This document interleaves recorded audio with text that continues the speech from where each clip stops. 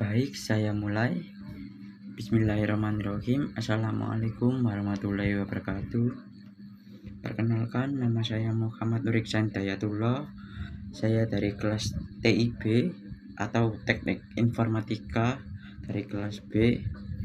Saya dari angkatan 2023. 3 digit NIM terakhir saya 047. Dan di sini saya akan mempresentasikan tentang materi sejarah pengembangan komputer atau sejarah komputer. Pengertian komputer. Komputer adalah alat yang dipakai untuk mengolah data menurut perintah yang telah diprogram. Kata komputer semula dipergunakan untuk menggambarkan orang yang pekerjaannya melakukan perhitungan aritmetika dengan atau tanpa alat bantu. Tetapi arti kata ini kemudian dipindahkan kepada mesin itu sendiri. Secara luas, komputer dapat didefinisikan sebagai suatu peralatan elektronik yang terdiri dari beberapa komponen yang dapat bekerja sama antara komponen satu dengan yang lain untuk menghasilkan suatu informasi berdasarkan program dan data yang ada. Penemu komputer. Tokoh penting yang dikenal sebagai penemu komputer pertama adalah Charles Babbage. Pada tahun 1822, yang berasal dari Inggris, Charles merupakan seorang ahli matematika. Mulanya, Charles bermaksud untuk menciptakan sebuah mesin hitung bertenaga uap yang dapat menghitung tabel angka. Setelah itu, mesin kemudian diberi nama Difference Engine Zero. Sejarah komputer. Sejarah perkembangan komputer ini dibagi menjadi dua, yaitu ada sebelum tahun 1940 dan ada juga setelah tahun 1940. Sebelum tahun 1940, contoh alat pengolahan data itu ada 4. 1. Abacus. Fungsi abacus ini berfungsi untuk melakukan perhitungan menggunakan biji-bijian dengan cara digeser yang diatur pada sebuah rak. Yang kedua, kalkulator mekanik. Fungsi dari kalkulator mekanik ini dapat melakukan penjumlahan, pengurangan, perkalian, dan pembagian. Yang ketiga, kalkulator roda numerik 1. Fungsi kalkulator roda numerik 1 ini berfungsi untuk dapat melakukan penjumlahan bilangan hingga 8 digit. Yang keempat, kalkulator roda numerik 2. Fungsi kalkulator roda numerik 2 ini dapat digunakan untuk melakukan operasi pengurangan, perkalian, dan pembagian dengan prinsip yang sama. Dan ada juga setelah tahun 1940. Ada juga 5 generasi komputer, yaitu 1. Generasi pertama. Dengan terjadinya Perang Dunia Kedua, negara-negara yang terlibat dalam perang tersebut berusaha mengembangkan komputer untuk mengeksploitasi potensi strategis yang dimiliki komputer. Hal ini meningkatkan pendanaan pengembangan komputer serta mempercepat kemajuan teknik komputer. Pada tahun 1941, Konrad Zuse, seorang insinyur Jerman, membangun sebuah komputer Z3 untuk mendesain pesawat terbang dan peluru kendali. Blok sekutu juga membuat kemajuan lain dalam pengembangan kekuatan komputer. Tahun 1943, Inggris menyelesaikan komputer pemecah kode rahasia yang dinamakan komputer Colossus untuk memecahkan kode rahasia yang digunakan Jerman Nazi. Dampak pembuatan Colossus tidak terlalu memengaruhi perkembangan industri komputer dikarenakan 2 alasan. Yang pertama, Colossus bukan merupakan komputer serbaguna, tetapi ia hanya didesain untuk memecahkan kode rahasia. Yang kedua, keberadaan mesin ini dijaga kerahasiaannya hingga 1 dekade setelah perang berakhir. Untuk ciri-ciri komputer generasi pertama menggunakan tabung vakum sebagai komponen utamanya. Komputer ini berukuran besar dan memakan banyak tempat. Komputer ini juga sangat mahal dan hanya digunakan oleh kalangan tertentu seperti ilmuwan dan pemerintah. Contoh komputer generasi pertama adalah ENIAC, UNIVAC 1, dan Colossus Mark 1. Terus yang kedua ada generasi kedua. Pada tahun 1948, penemuan transistor sangat mempengaruhi perkembangan komputer. Transistor menggantikan tabung vakum di televisi, radio, dan komputer. Akibatnya, ukuran mesin-mesin elektrik berkurang drastis. Transistor mulai digunakan di dalam komputer mulai pada tahun 1956. Penemuan lain yang berupa pengembangan memori inti sampai magnetik membantu mengembangkan komputer generasi kedua yang lebih kecil, lebih cepat, lebih dapat diandalkan, dan lebih hemat energi dibanding para pendahulunya. Mesin pertama yang memanfaatkan teknologi baru ini adalah superkomputer.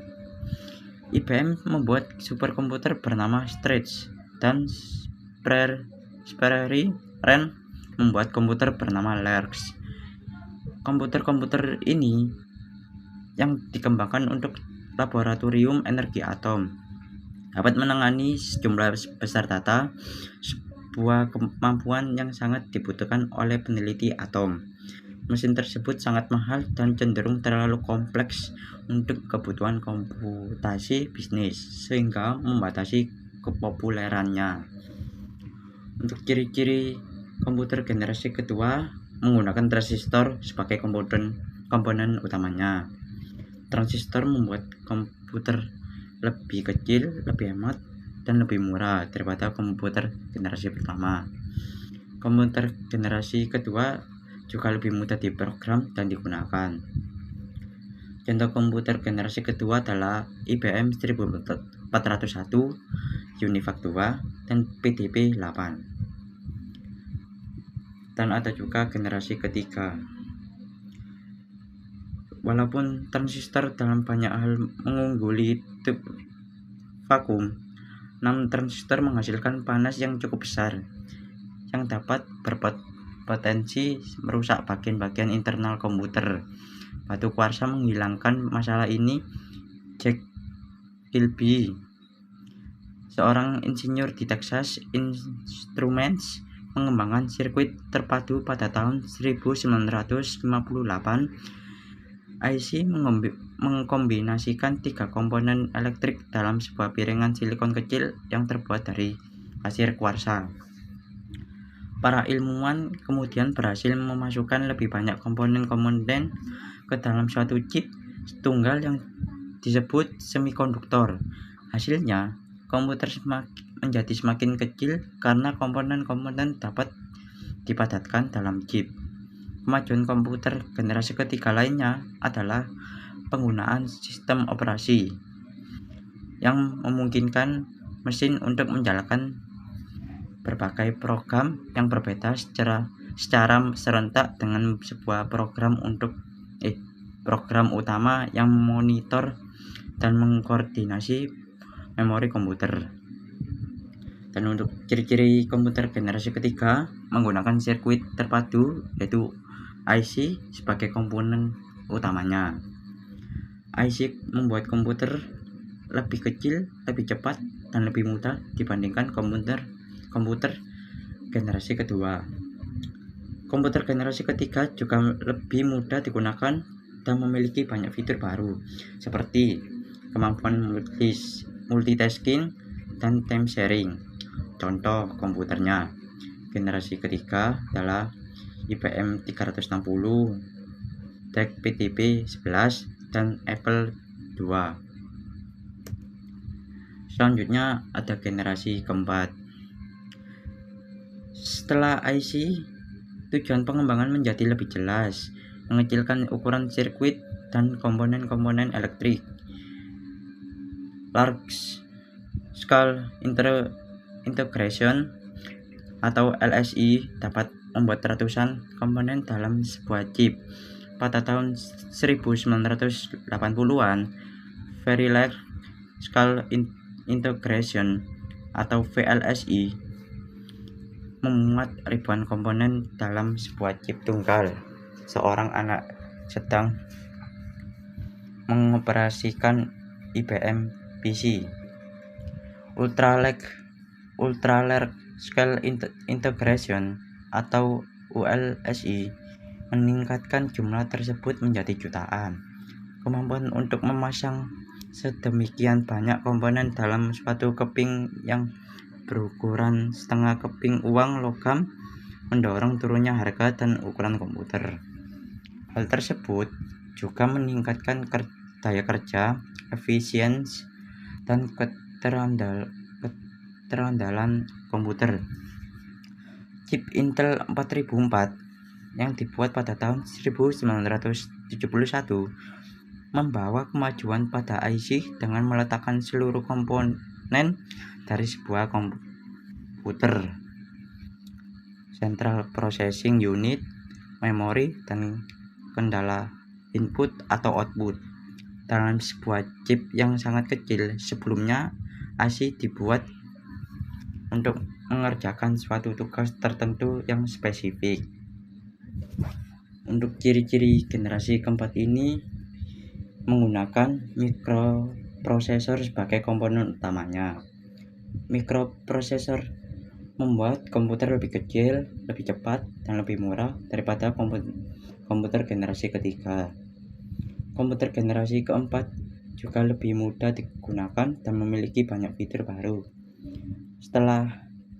Seperti GUI atau Graphical User Interface dan internet. Contoh komputer generasi keempat adalah IBM PC, Apple Macintosh, dan laptop. Untuk generasi kelima, contoh imajinatif komputer generasi kelima adalah komputer fiksi HAL 9000 dari novel karya Arthur C. Clarke berjudul 2001 Space Odyssey. HAL menampilkan seluruh fungsi yang diinginkan dari sebuah komputer generasi kelima. Dengan kecerdasan buatan AI, HAL dapat cukup memiliki nalar untuk melakukan pencampakan dengan manusia menggunakan masukan visual dan belajar dari pengalamannya sendiri. Walaupun mungkin realisasi HAL 9000 masih jauh dari kenyataan, banyak fungsi-fungsi yang dimilikinya sudah terwujud. Beberapa komputer dapat menerima instruksi secara lisan dan mampu meniru nalar manusia. Kemampuan untuk menerjemahkan bahasa asing juga menjadi mungkin. Fasilitas ini tampak sederhana, namun fasilitas tersebut menjadi jauh lebih rumit dari yang diduga ketika programmer menyadari bahwa pengertian manusia sangat bergantung pada konteks dan pengertian ketimbang sekadar menerjemahkan kata-kata secara langsung. Banyak kemajuan di bidang desain komputer dan teknologi yang semakin memungkinkan pembuatan komputer generasi kelima. Dua kemajuan rekayasa yang terutama adalah kemampuan pemrosesan paralel yang akan menggantikan model Neumann. Model Neumann akan digantikan dengan sistem yang mampu mengkoordinasikan banyak CPU untuk bekerja secara serempak. Kemajuan lain adalah teknologi superkonduktor yang memungkinkan aliran elektrik tanpa ada hambatan apapun, yang nantinya dapat mempercepat kecepatan informasi. Untuk ciri-ciri generasi kelima masih dalam tahap pengembangan. Komputer ini diharapkan akan menggunakan kecerdasan buatan AI, komputasi kuantum, dan teknologi lainnya untuk membuat komputer yang lebih canggih dan mudah digunakan. Contoh, komputer generasi kelima adalah IBM Watson, Google Brain, dan DeepMind. Baik, itu saja dari presentasi dari saya. Apabila ada salah kata dan ada yang kurang berkenan, saya mohon maaf sebesar-besarnya. Sekian dari saya, terima kasih. Wassalamualaikum warahmatullahi wabarakatuh.